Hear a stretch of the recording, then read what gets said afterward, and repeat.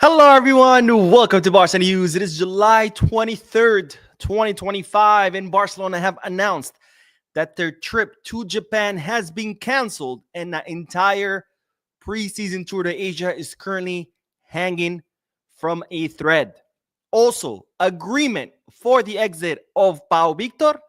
And finally, we're going to talk about Marcus Rashford's official presentation as a Barcelona player. We have a lot to discuss, so let's begin.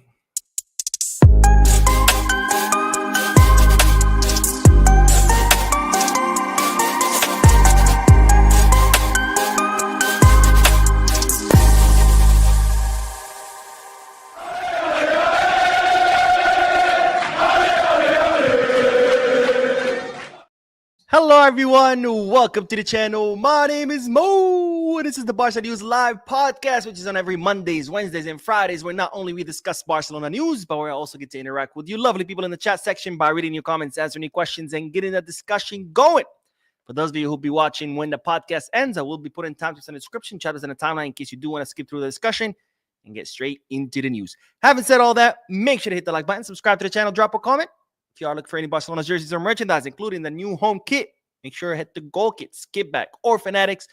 And if you are looking to place any sports bet, not just on Barcelona matches, but on any sporting event around the world, make sure you head to Bet Us, where if you use the link down below, I think you get $150 free towards your first bet.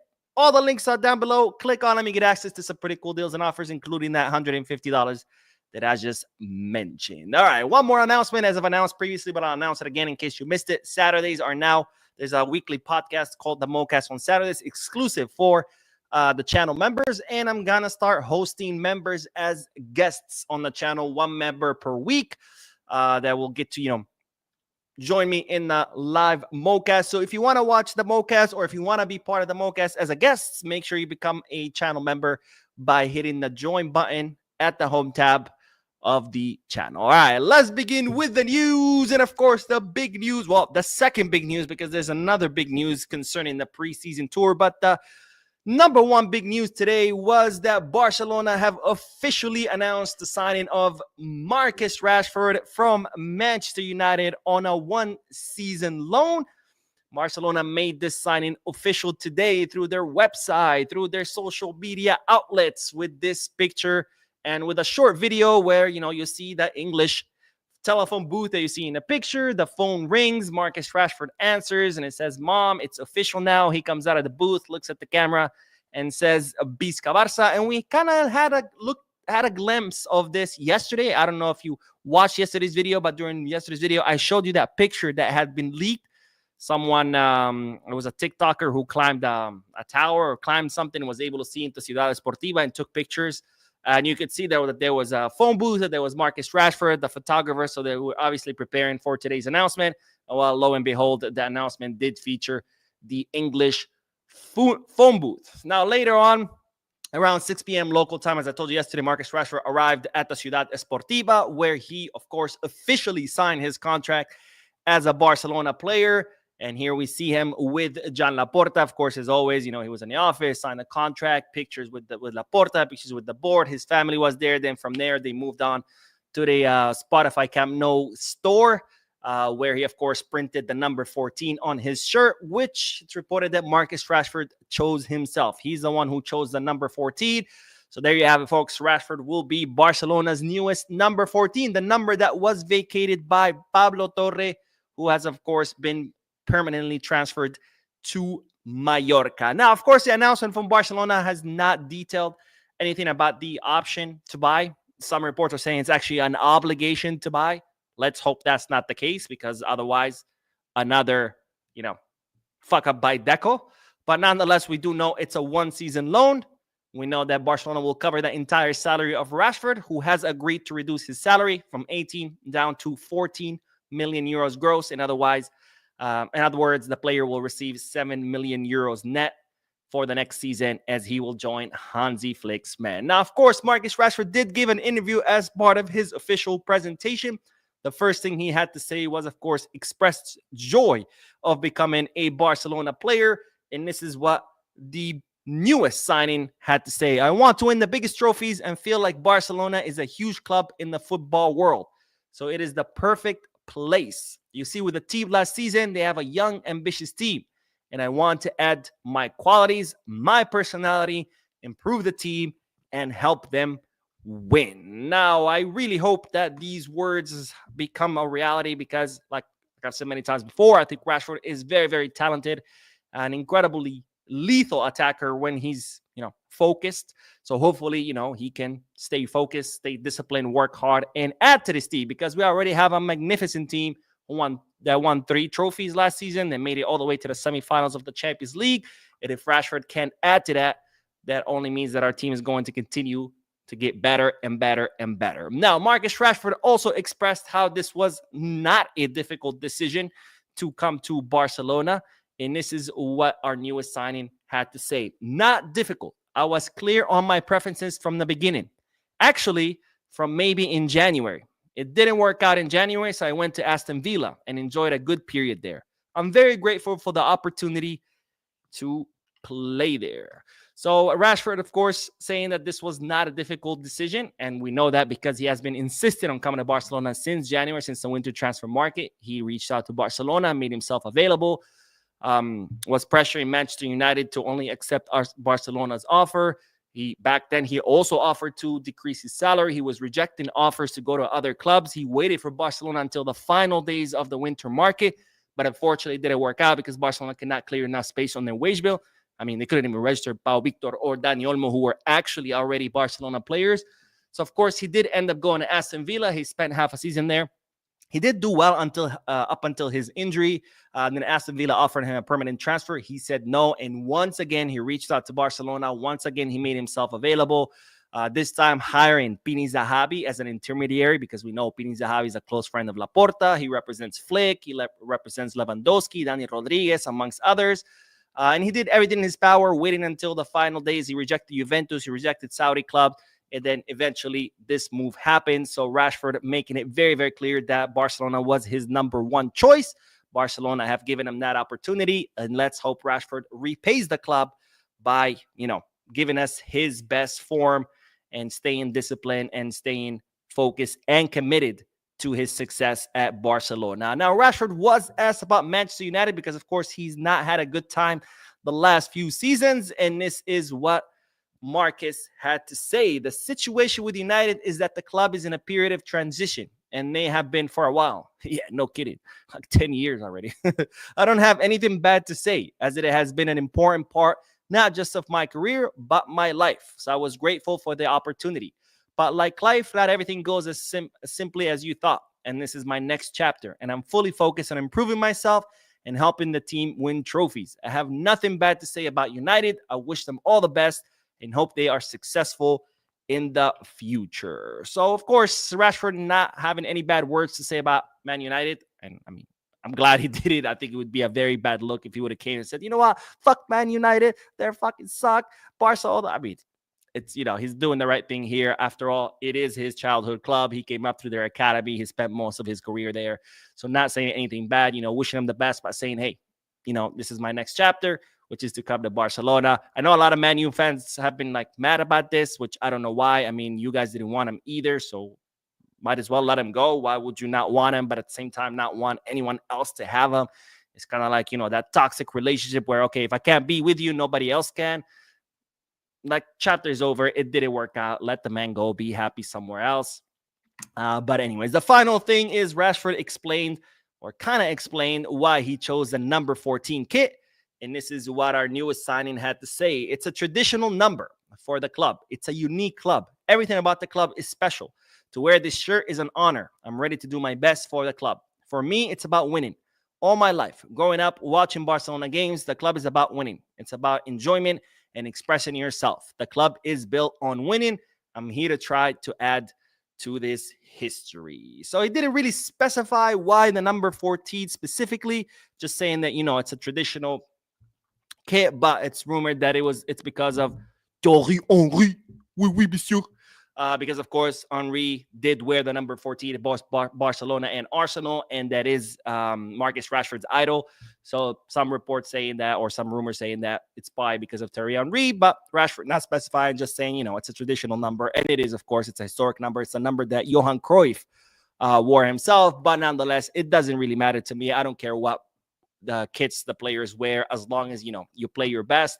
It doesn't matter if you're wearing a 14 or wearing 69 or wearing number 1,000. As long as you give your best for the club and help the club win trophies, all is welcome, regardless of what number is on your back. But anyways, that's the news for this segment. Marcus Rashford officially announced by the club that he is now a Barcelona player. Lots of videos, lots of posts on Barcelona social media accounts. Check them out if you want. I cannot, of course, share it for copyright infringement. But Barcelona also shared a video of him going through medical exam, a video of him with the training kit on the field, things like that. As you know, so far, Rashford has not trained with the team, but he did meet his teammates. Yesterday, he went to the Ciudad Esportiva, met his teammates. On Monday, he met Flick and Deco in person because on Monday, the team was off, but Deco and Flick weren't. So Rashford went to the Ciudad Esportiva, met both of them. Yesterday, met the team. And well, today, official announcement. And now Rashford will join the ranks of Hansi Flick, where, of course, I wish him the best. I wish that he will do the best, and hopefully he will help us win more and more trophies. All right, let's start with the chat section, and then we are going to talk about the preseason tour because it's hanging from a thread, and it looks like the whole thing could collapse. And I'm going to tell you why and what happened, because it's not a summer if there is no drama, not just with signings, but apparently with preseason tours as well. Abraham says, thoughts on Rashford? Seems motivated right now. Being motivated when you first signed, that's the easiest thing you could do. Let's just hope that the motivation continues through the season. Remember, Joao Felix, he was very motivated when he arrived. He actually had a good start. He was like, doing the flashy thing, he scored a few goals, and we were like, yeah, here we go, Joao Felix. And then took a nosedive. Joao Cancelo, same thing. Joao Felix then went on to Chelsea. First few games, also real good. Then they loaned him to AC Milan. First few games, also real good. And then after that, yeah, of course, being motivated when you first get signed by a club, especially a club that you've been trying to arrive at for months. Of course, that's easy. Let's just hope and pray that his motivation continues throughout the whole season. That's the difficult part. All players can't start the season motivated. It's how motivated they continue as the matches pile up, as the competitions pile up, as exhaustion, as fatigue sets in. That's when you really get tested. And let's hope that Rashford can stay motivated through all of that, because anybody could be motivated day one. Let's see how he is day, 350 something. Not really. I think that would be next summer. Day 300. I don't know. You get the point. Anyways, let's move on to Valentino, who says, finally catching the live podcast. Yahoo! Best podcast ever because of your transparency, Mo. What's going on now with the Asian tour? Bisca Barça siempre. Well, thank you, my friend, for joining the podcast. I'm very glad you're here. I will tell you in a little bit. I don't want to get ahead of myself, but don't worry. I got the scoop. I'm not just going to tell you, the preseason is over, and here's the statement of the club. No. I got the scoop. Mike Valencia with the new member sign now. That looks good on you, my friend. Says, what's up, Mo? What's up, Mike? And Not a Funny Guy says, Mo, who would you say should be the player to look out for next season for Barca? We're going to need a 9. We're going to need a 9, obviously. Lewandowski's going to be done. His contract expires next summer. Barcelona have no intentions of renewing it because, of course, next summer he'll be... he's about to turn 37 in August, so next summer he'll be almost 38. So a number 9 will be very important. We'll see what's available. Of course, a year from now, it's a very long time in the footballing world. A lot of things can change. And we also might have to sign a left winger. We'll see. We'll see how Rashford does, right? If Rashford does amazing, then maybe we'll sign him next summer. If he doesn't do amazing, we're still going to have to go back to the market and find another left winger. So either way, we're going to have to sign someone, including Rashford, right? Because right now he's just on loan. So those are the 2 positions that we're going to need to sign next summer. Again, a year is very long. We'll have to wait and see what becomes available. We'll have to wait and see, what's out there. And then who knows? Maybe someone from the academy just boom, explodes into the scene, and now we're like, oh, we don't need anyone, right? We were in the market so long for a pivot. They're like, oh, we need a pivot, we need a pivot, we need a pivot. And then next thing you know, we have Bernal and Casadona. It's like, oh, never mind, right? So things can change. A year is very long, but the number 9 and obviously the left wing will need to be reinforced next summer. So we'll see what happens. Jabba the Hutt says we should have seen Laporta's line from the beginning when he finessed us by using Messi and his contract situation. Now I can't trust anything he says. I don't blame the Messi thing on Laporta. I think Laporta, when he came in, he really did inherit a terrible situation. The club was in ruin. I mean, the club was on the verge of bankruptcy. I think Laporta tried, but then came Tebas and said, look, you guys are like in a hole. There's nothing, we can't allow you to renew Messi. There's just no way. There's no financial fair play here. There's nothing, so you can't. And La Liga completely blocked this move, which I also don't blame La Liga. There's people who try, Tebas, he's trying to screw. No, I mean, we literally were in the financial hole. I mean, yes, they were right in blocking this move. And again, I don't blame Laporta because, again, the club was in a financial hole. And there was no way we could do it, which is why I don't understand why Messi's so upset. Okay, sure, yeah, they told him they were going to renew him, blah, blah, blah. And then, they did some math and turns out that wasn't possible. So I don't blame Laporta for the Messi situation. I think that's just a straight up inheritance from Bartomeu. And I think for the first 2 years, Laporta did a great job in steering the club away from that financial disaster. But that's because he was surrounded with competent, experienced people in the board. But as time went by, there was a lot of disagreement within the board because Laporta likes to do things his way, and he's very stubborn about it. So there was a lot of disagreement. More than 30 people left, and a lot of those positions are still vacant till today.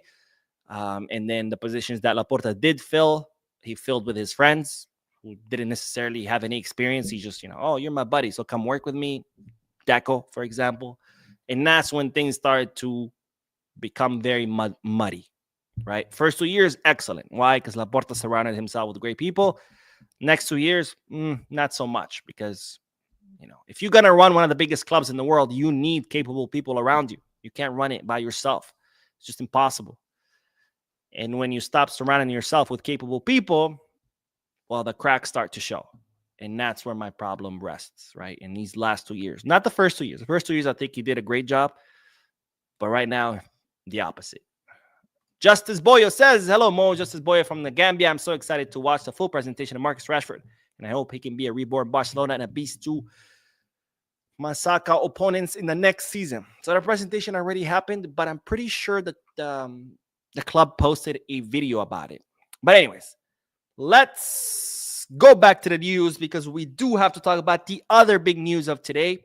Not just the Marcus Rashford, but the possible cancellation of the entire preseason tour. Now, as you know, tomorrow, Thursday, Barcelona were set to fly out of the city of Barcelona at 10 a.m. and they were supposed to head to Japan, where they were going to play the first preseason match of the Asia Tour against Vissel Kobe over the weekend. After that, Barcelona were going to travel to South Korea, where they were going to play against first FC Seoul, Jesse Lingard's team, and then finally the third match of the preseason was going to be against Daegu FC, and then Barcelona were going to return and then play, of course, the Joan Gamper Trophy match against Como. Now, today, out of nowhere, Barcelona posted a statement on their social media pages and on their website canceling the trip to Japan. Again, a trip that was supposed to start tomorrow. Tomorrow, the players were going to fly out of Barcelona, and this is what Barcelona had to say in regards to this cancellation. FC Barcelona announces that it has been obliged to suspend its participation in the game scheduled for next Sunday in Japan due to a serious contractual breaches on behalf of the promoter. Nevertheless, the club will consider readjusting the leg of the summer tour in South Korea, where 2 games are scheduled against FC Seoul on the 31st of July and Daegu FC on August 4th, if certain conditions are met by the promoter. If these conditions are met, then the club will travel to South Korea in the coming days. FC Barcelona regrets this incident and the impact it will have on the many, many Barca fans in Japan. So there you have it. That's the official statement of the club. Barcelona canceling the trip to Japan, but saying, depending on what happens, we might still go to South Korea. Now, right now, the South Korea trip is still not confirmed. So there's a chance that the whole preseason gets scratched and Barcelona don't go anywhere. And this, of course, is a big problem. Because why is Barcelona going to Asia? Well, for money, right? This is why clubs do these tours, the preseason tours, whether it's North America, Asia, South America, whatever. They do it for money, right? Because they need that money for their operation. This is Barcelona not going to Japan because, oh my God, Vissel Kobe is such a great team that if we don't play against them, we're never going to improve, right? That's not the case. The case is Barcelona, we're going there. They're hoping to make around 15 million euros. And now if the whole tour gets scrapped, that's $15 million, euros that Barcelona will not have. And that, of course, will affect Barcelona's financial fair play, which could then in turn affect the registration of the players, like Joan Garcia, like Marcus Rashford, like Rooney Barchi. So this is a problem in a financial sense. Sporting-wise, it's reported that Flick is actually kind of relieved because sporting-wise, this is actually good for the team. Now they don't have to travel halfway around the globe to go to Japan and Korea, adjust to the new time zone, playing all these matches back-to-back, and then start the season, with some jet lag, with some tiredness, with some exhaustion. So sporty-wise, it's actually good for the team. They stay rested. They can continue with their preseason preparations in Barcelona. But financial-wise, this is or could be a disaster because, again, this will impact Barcelona's financial fair play and in turn impact the registration of the players if the whole tour is scrapped. And even if the whole tour is not scrapped, even if Barcelona still traveled to Korea, that's still one match less. And that's still going to be less money for Barcelona than initially what Barcelona had budgeted for. And then when you add to it the fact that there's a big chance that we won't even go back to the Camp Nou, that's also money that Barcelona budgeted for that they're not going to get. So this is not good. Now, what happened? You might be wondering, what happened? What are we talking about? Why was this trip canceled to Japan? And well, it has to do with the new promoter that Barcelona teamed up with called D-Drive. Now, Barcelona had previously been working with Iniesta's promotion company called NSN, a company that so far had done a great job. They helped Barcelona with the tour last year to the US. But Barcelona decided, we don't want to do business with them. Instead, we're going to hire this new promoter called D-Drive. Now, Barcelona have canceled the trip because D-Drive did not make the payment that they were supposed to make to Barcelona. Now, D-Drive have issued their own statement saying this has nothing to do with us because they paired up with yet another promoter, one out of Japan, called the Yasuda Group. So D-Drive were in charge of organizing the matches in Korea. Yasuda Group were in charge of the match in Japan. And Yasuda Group never transferred the money to D-Drive. So D-Drive never paid Barcelona. So Barcelona had to cancel the trip to Japan. But D-Drive say that the matches in Korea will not be affected because they've done their part, they've done their job, and the money will be transferred. So it's pretty much a failure to fulfill the contract. That's why Barcelona are not going to Japan. Now, D-Drive have even gone as far as alleging fraud. They're saying the Yasuda Group submitted fake documents to get this deal going. So they are even considering legal action against Yasuda for the fraud that they committed and, of course, for the failure to make payment for this trip to happen. Now, again, this does not bode well for Barcelona financially. This is money Barcelona needed that they're not going to make. But it's also not good for Barcelona when it comes to their reputation. We already had the whole fiasco with Nico. Deco comes out, we're negotiating, he's coming, blah, blah. Player is like, fuck you, we're not going. Then there's the stadium. We're back on August 10th. Oh, never mind, we're not. And now this. We're going to Japan. Oh, never mind, we're not. And this is where it starts to irk me a little bit because FC Barcelona is an institution that existed for 125 years and is going to exist for many, many more years. But the people who come and go, the board, nobody's going to remember who the board is in 10 years. But people will still remember well, these kind of stuff. And this board at this point is making the club look bad. Because people who criticize Barcelona, make fun of Barcelona, they're not going to say, oh, Laporta the board. They're going to say, haha, look at Barca, what are they doing? And now you might say, Mo, well, what Barcelona, the board has nothing to do with this. You know, this Yasura group committed fraud and they didn't make payment. Yes, but Barcelona had already worked with a promoter that they knew, that they had confidence. They decided to team up with a new promoter, and this happens. And then I start questioning, is there no process of vetting people that we do business with at the club? Because this is not the first time. Remember, with the Barca Vision or Barca Studios, we had an investor from Mexico who was ready to pay for the whole thing, money in hand. And Barcelona, last second, they back out of that deal, and instead, they sign a contract with Libero. And what happens? Libero doesn't pay. Same thing here, right? We work with a promoter, NSN, Andres Iniesta's company. We back away from that. We join forces with a new promoter. First thing they do, they don't pay. So I'm like, what is going on? Is there no vetting process here at the club? Do we just do business with whomever? Right? So even with the VIP seats, we were supposed to have the money by December 31st. The money never came until later. So the La Liga was like, okay, well, the money's not on time. You can't register Pau Victor or Dani Olmo. And by the way, the full 100 million still hasn't been paid. Only a portion of it. So my question is, what is going on? And we're going to need explanation. Let's see what information comes out of the club in the next few days, because, of course, this just happened today.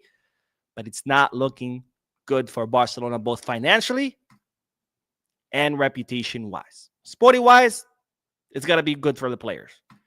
But financially, reputation-wise, it's not looking good. All right, let's go back to the comment section. And then we're going to talk about Pau Victor, because he is leaving us. I mean, we already knew he was going to leave us, but now it's official.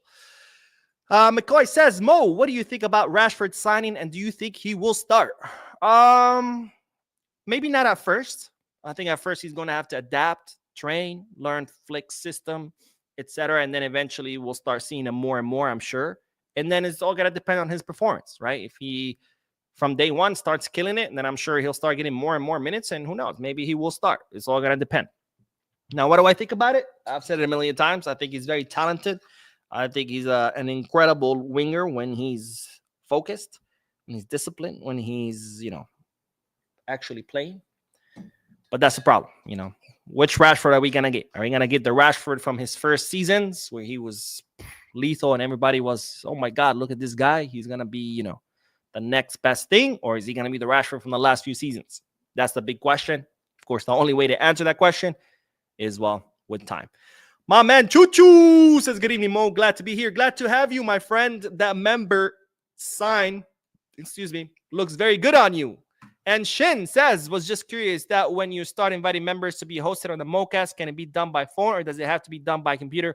Also, I heard Rashford picked 4T due to Henry, his idol. By the way, that's so fun to say that. Henry, Henry, croissant, oui. I'm thinking of doing it through Discord. And I know I've been promising the Discord server for a couple of weeks now. I'm almost done. I promise. I already opened the account. I set it up. I'll just have to link it to YouTube, which I still haven't figured out how to do that. But, I'll work on it this weekend. But I'm gonna have the Discord server set up for members only. I'm going to link it to YouTube. That way you can log into the Discord server using the same email that you use to log into YouTube. That way only members can access the Discord server. And of course, Discord server has video channels. So I'm thinking to do it that way, where you could be on your Discord, which could be through phone, through your computer. And then you can be, on a Discord call, which will be linked to YouTube. I'm still figuring it all out. But don't worry. I should have updates pretty soon. Hopefully by this weekend. Shamar says, hey, Mo, what are your thoughts on the Rashford statements and what are your expectations from him? Okay, so I just covered his statements and the expectations. My expectations, I hope he does well, right? At the end of the day, I want every Barcelona player to do great to help the team because, look, if the players are doing great, then the team is doing great, right? Chuchu says, I don't think Barcelona squad is that bad. If Torren and Garcia can up their game, we got a proper backup for the right back and left back. I agree. I think Garcia, I was impressed by Eric the few times that he played as a right back, even the one time that he played as a left back. By the way, this fucking guy, man, he plays every position. I mean, we've seen him as a center back, right back, left back, defensive mid. I mean, I wouldn't be surprised if this guy puts on gloves and he's like, all right, I'm goalie now. Boop, boop, and he starts making some crazy saves. But I was impressed by what I saw from Eric. We'll see. Jofre Torrens, Flick is very happy with him. We'll see what happens. But, I agree with you. I agree.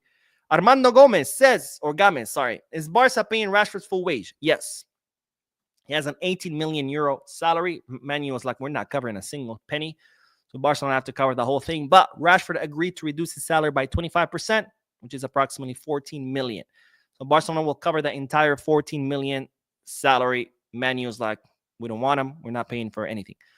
And Real Football 11 says, nah, Chuchu, we don't even know he was good going forward, replacing Balde, but we're all crying that ain't enough. Gerard Martin. I don't think Chuchu mentioned Martin.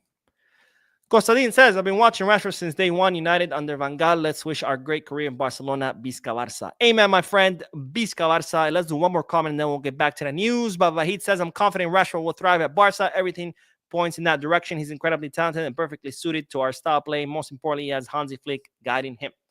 Yes, of course, of course. I mean, if there's one coach that can get the best out of Rashford is Hansi Flick, because as we've seen, he's gotten the best out of everybody. Not just Rafinha, who became Coutinho, not just Ferran, who went from being a sardine to actually the shark. Maybe baby shark. He's still not like that. Guy swears he's, I don't know, Mbappe. But obviously a huge, huge improvement. Everybody. Inigo became absolutely phenomenal under Flick. Balde upped his game. Kunde upped his game. Cubarsí upped his game. I mean, everybody. Pedri, even better than before. He was already great. Now he's better. Lewandowski at 36, scoring 42 goals. I mean, everybody got better under Flick except Araujo. So if there's a coach that could get the best out of Rashford, is Flick. But I'll say this. You can't help someone unless they want to be helped. So Flick is not going to be able to help Rashford unless Rashford wants to be helped and get the best version out of him. Because if Rashford arrives, he's like, yeah, I'm excited. And then he's just like relaxes, lays back, and starts to go out, and Barcelona have great clubs, and, starts partying and blah, blah, blah. There's nobody that can save him, right? Flick can help him and can turn him into the best version of himself, but he's going to want to do that. Because at the end of the day, he's the one who's going to have to put in the work, right? Flick can only guide him. So it's going to be fully up to Rashford, but if there is a coach that can do this, it's definitely Hansi Dieter Flick. All right, let's get back to the next bit of news since we are talking about Rashford, who's a winger. Let's talk about, well, I guess he's not a winger, but he can play as a winger. Let's talk about Pau Victor, because, ladies and gentlemen, there is an agreement for Pau Victor to be permanently transferred out of Barcelona, and he's joining no other than Sporting Braga. So it looks like Pau Victor is headed to Portugal to play for Sporting Braga. Now, of course, as we know by now, since the end of last season, Pau Victor was on his way out. Flick didn't really count on him too much. He didn't give him much minutes. So, of course, Pau Victor needed to look for minutes somewhere else. There was a lot of interest for Pau Victor, but nothing really materialized into offers. And yesterday, I told you how Valencia were actually very interested in Pau Victor, but they were only interested in loan. And Barcelona said, look, we can't just keep giving them players away on loan. You either pay or you can't have them. And what Barcelona countered with, because they know Valencia don't have that much money, said, okay, you don't have that much money, so how about you give us 5 million and we give you 50% of the player, plus obviously the player himself. So Barcelona would still retain 50%. I told you yesterday in yesterday's video, I doubt this is going to happen, because if you think Barcelona's finances are bad, just look at Valencia. I mean, that club is barely existing. They have this owner who hasn't been to Spain in I don't know how many years. I think he's Chinese or Indonesian, somewhere in Asia. And it's just completely mismanaged. I mean, the club has become a total disaster. But anyways, I told her I don't think it's going to happen. I don't see Valencia spending a single penny because they're just dead broke. Well, lo and behold, today announced that Sporting Braga has reached an agreement with Barcelona for the transfer of Pau Victor, and they're going to pay 12 million euros fixed plus 3 million euros in variable. So 12 plus 3 Of course, 15 million euros that Barcelona will be getting for the permanent transfer of Pau Victor, which is a lot more money than I thought. I mean, 15 million for a player who played like 5 minutes. That's actually a pretty good deal. Now, there is a caveat here because Girona retained 30% of the rights, 30% of any future sales. So they're going to get 30% of those 15 mil, which is approximately 4 million. So Barcelona will only end up getting 11 mil. Girona get 4. But nonetheless, Barcelona offload a player who Flick didn't count on. We get some money for. Not a bad deal again for a player who barely played any minutes. Now, Pau Victor, the move is not official yet because Pau Victor is still finalizing his personal terms with Sporting Braga, but it's expected that it's all going to go through and that we should hear an official announcement in the next few upcoming days announcing that Pau Victor will become a Sporting Braga player and will be joining the Portuguese league. Now, I got to say, this to me is a little bit unfortunate. I would have loved to see Pau Victor more, but unfortunately, we didn't. I wish him, of course, the best as a Barcelona player. I wish he succeeds at Sporting Braga. I wish he, reaches his full potential. It's a shame that he couldn't do it at Barcelona, but nonetheless, I'm sure with his, versatility, with his skills, I'm sure he'll do great. And he'll be successful wherever he goes. All right, let's get back to the comment section, and then we are going to talk about everybody's favorite midfielder, Oriol Romeu. All right, let's see. Where did we leave off? Edgar MCP21 says, hey, Mo, how much do you think Tony Fernandez is being considered for the first team in the next season, 25-26? He's a beast. Well, that's what the preseason's for, right? Right now, we're not going to Japan anymore, but Tony and Guille, we're both going to be traveling with the team to Japan, where Hansi Flick wanted to see them in action. He already took them to the preseason last year to the U.S. So it's all going to depend how they do, right? The preseason is one big test for academy players, and those who impress stay, and those who don't, they go back down to Barca Athletic to continue improving. So we'll see. The problem is obviously there's no space for either, right? For either the Tony or Guille Fernandez. That's the problem with the two of them, because obviously the midfield is stacked, and now, even though it was a problem, the wings are stacked too, right? Because Tony Fernandez plays as a right winger, and now we have Lamine and potentially Rooney Barchi, who's impressing a lot. And of course, on the left, now we have Rashford and Rafinha. Now, Tony could play technically as also a second striker, but that's not really a position we use a lot. Plus, we have Ferran and Dani Olmo, both can play those positions. Now, Guille, he plays more as a center or attacking midfielder, and then we run into the same problem, right? We have Dani Olmo, Fermin, even Rafinha can play in that position. Gabi, even Pedri can play in that position. I mean, that's the only problem with the Fernandez cousins is doesn't seem to be much space for them. So they might end up leaving on loan. Remember, Piqué is offering to take both of them on loan to FC Andorra, who just got promoted to second division.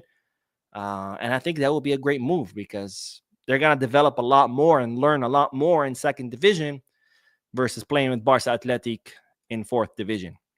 MTB says, best FC Barcelona podcast currently. Thanks for all that you do, you share, and Bisca Barca. Well, thank you, my friend, for your comment and for watching.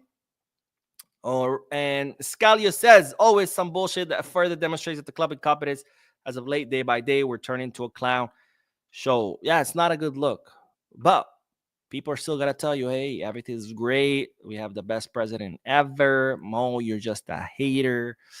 Some people, unfortunately, are very uncomfortable with the truth, and they just rather live in their bubble of lies because it's easier, right? It's more comfortable. It's all cozy. It's nice, right?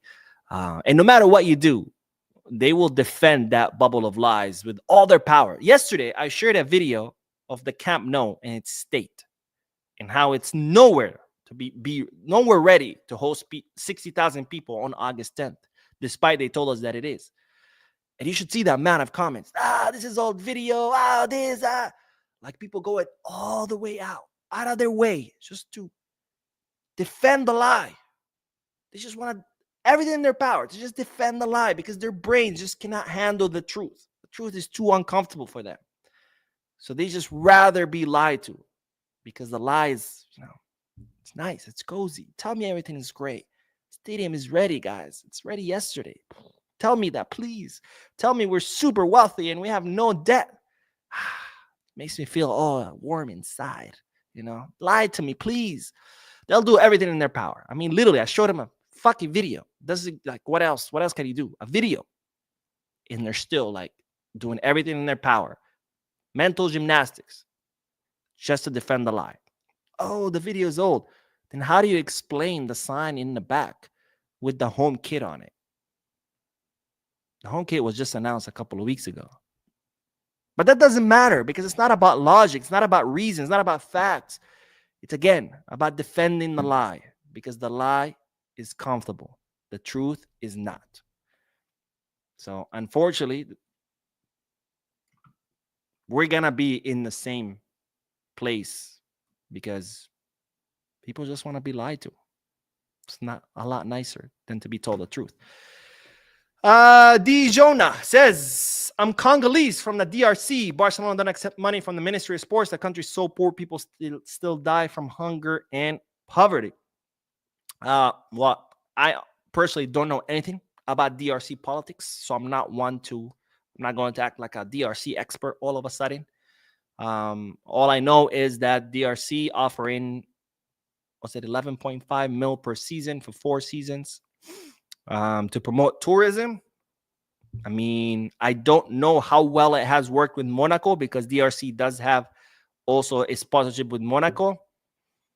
I guess I would have to look at the numbers, the tourism numbers, if they increase since the sponsorship. But if they have, this could be a good investment, right? Because if the sponsorship with Barcelona could bring more tourism to the DRC. Obviously, that's more money spent there. That fosters the economy, develops the economy, which could be a good investment. But I don't know if it is or not because, again, I don't know anything about DRC politics, and I don't know how well it has went with Monaco. I guess that's something yet we would have to dive in and see, like, since DRC started their sponsorship of Monaco, has tourism increased? Has it increased from France? Things like that. Chuchu says everyone was great under Flick aside Mo. Most guy Araujo kills me every time. Mo, that's that. Yeah, Araujo's probably the only one who got worse. I mean, he was great under Xavi, and then under Flick, it was like. But to be fair to Araujo, he did spend half the season injured, so it's kind of difficult to get back into rhythm, especially when you're not the starter, right? But let's just hope Araujo improves too, because again, like I've said a time before, I don't have anything against the players. I want all the players to succeed. So if Araujo can all of a sudden turn into a beast this season, I really hope so, because I want all Barcelona players to be total beasts, right? I want all of them to perform. Now, one player who will not get a chance to become a beast because he is on his way out is Oriol Romeu. Oriol Romeu, who is now back from his loan with Girona. Of course, he spent last season on loan. Flick wanted to see him during the preseason, but him sensing that there wasn't going to be much minutes for him because, of course, Barcelona's midfield is stacked, he decided to leave on his own, go into his former team, Girona. He spent a full season there on loan. He came back. And Girona have been going back and forth on whether to sign Oriol Romeu again, but that hasn't really materialized into any offers because, after all, Girona are having a big problem now with money, financial fair play.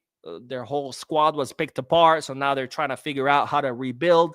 So even though there has been interest in Romeu from Girona, it's been tepid. It hasn't really materialized into any offers. However, we do have a new team who is now interested in Romeu, but there is a caveat. Now, this team is Valencia, the same team that was interested in Pau Victor, because their midfielder, Enzo Barrenechea.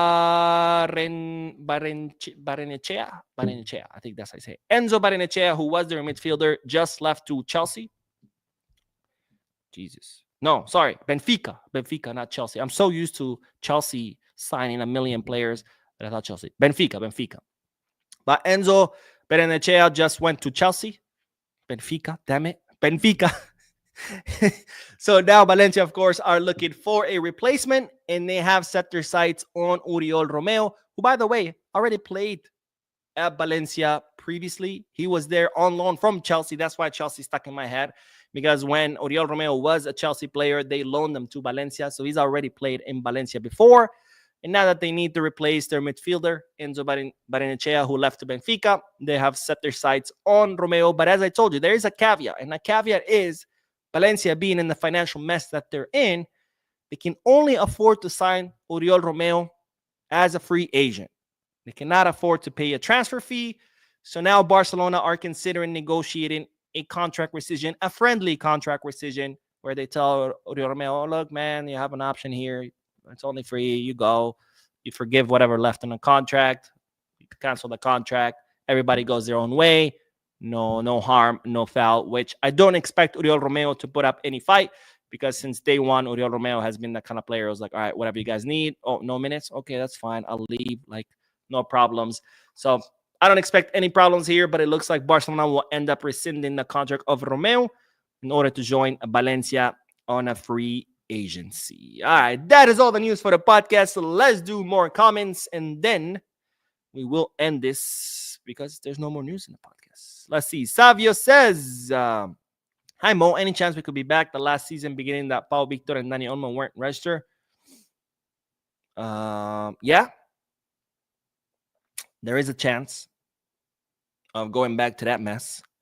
Because remember, we're still not under the 1-to-1 rule, right? The whole 1-to-1 rule, it's, we're still waiting for the report from the auditor to tell La Liga that the 100 million euros that we made from the sale of the VIP seats can be counted, because now the VIP seats are built. But of course, the big question is, how is us not going back to the stadium going to affect that? Because sure, the seats are built, but is the auditor going to say, okay, in December you couldn't count the 100 million because the seats were not built? Are they going to say, okay, now they are built, but you're still not back at your stadium, so you still can't count those 100 million euros, right? So that's a big question mark for me. What is the auditor going to say? Now, if the auditor says, yes, you can count the 100 million for the seats, even though the stadium is not ready, but the seats are built, then obviously that's going to go a long way helping Barcelona achieve the 1-to-1. But achieving the 1-to-1 doesn't mean that's it. You can register everybody. Achieving the 1-to-1 just means that for every euro you make off a sale of a player, you can use that entire euro to sign a new one. For every euro you clear off your wage bill, you can use that entire euro to register someone else, right? But you still, so that's all that means. But still, you still need to make money for signings, right? But 1-to-1 doesn't mean all of a sudden unlimited money in your bank account. No, you still have to make money. And doesn't mean you can register everybody and anyone. No, you still have to clear space off your wage bill to register players. So achieving a 1-to-1 is obviously going to go a long way, but we're still going to have to remove salaries off our wage bill. Now, so far, we have gotten Pablo Torre out. Pau Victor's about to leave. So that's all good. Those are salaries off our wage bill. Lenglet, for example, Ansu Fati, those are two big salaries. But we still have the big problem with Ter Stegen. And doesn't look like he's leaving anytime soon. So is there a chance of us starting the season with like maybe Joan Garcia or Rashford not registered? Yes. And more so if we don't go back under the 1-to-1 rule. Like I said, this club just doesn't plan. They just go day by day. Well, let's sign Joao Garcia and then we'll figure it out. And then we'll tell Ter Stegen he needs to leave. Oh, shit. Ter Stegen has a back injury. Okay. That's okay. We'll sign Joao Garcia and Iñaki's leaving too. Oh, shit. Iñaki doesn't have any offers. We'll renew Chesney. I'm sure that Ter Stegen and Iñaki will be out. Oh, wait. It's almost August. We have 4 goalkeepers. Diego Cochen, we have 5. And that's with us loaning out Jakobishvili and Astralaga. Otherwise, we would have 7. I mean, just this is no planning. No foresight, no planning. Just day by day, and then we'll figure it out. Let's see. Chuchu says, how does Ferran Torres survive every season? I don't know, man. That guy, maybe he is a shark because that you just cannot kill that guy. I mean, He's still around. Every transfer market, Barcelona try to push him out, whether winter or summer, and he still stays. I mean, obviously this summer they didn't try because he did have a good season, but it's like no matter how much you try, that guy is just like. And now they're talking about renewing it. So not only does he keep surviving, but now he's gonna be at the club even longer. Atreides says, I think the club is on the brink. There's something weird about all that's been going on. What's been going on is mismanagement, is like I said, no plan, just swinging it. Laporta just swings it. He has his friends, his homies, and they just go day by day. And that's a good idea. Fuck it, let's do it. But no, like, let's do that. Okay, if we do this, what are the implications? What can happen if we do this? This can happen, and this could lead to this and this. None of that. This idea sounds good right now. Let's do it. Oh shit. Wait, there's implications to things. Oh my God. Who would have thought that there's implications to things, that there are consequences to your actions?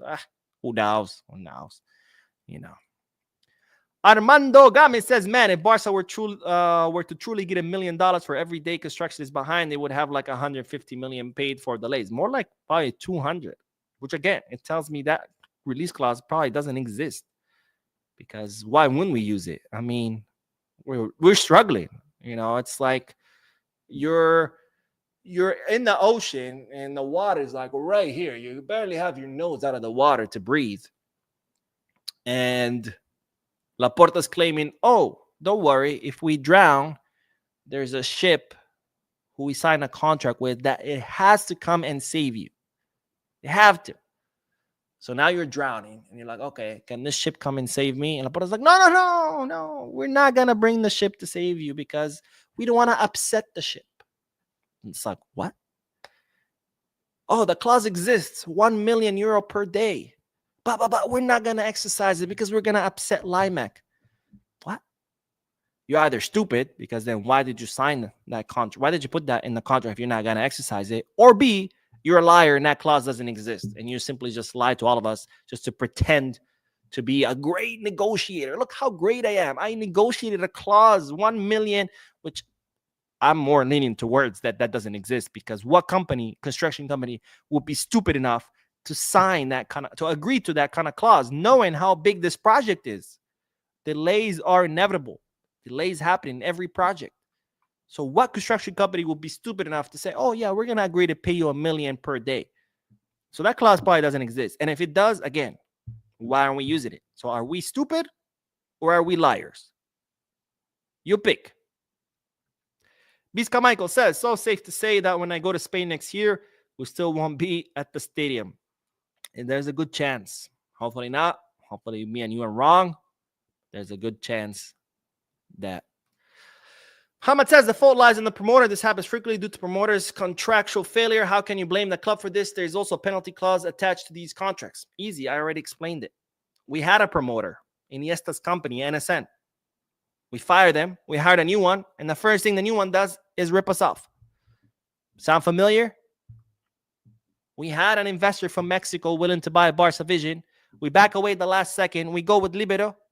What do they do? The first thing they do is rip us off. Seeing the pattern here? Or are we just going to continue making up excuses? I mean, is there no vetting process? Do we not vet the people we're doing business with? Do we just do business with whoever flashes money in our faces? Oh, okay, cool.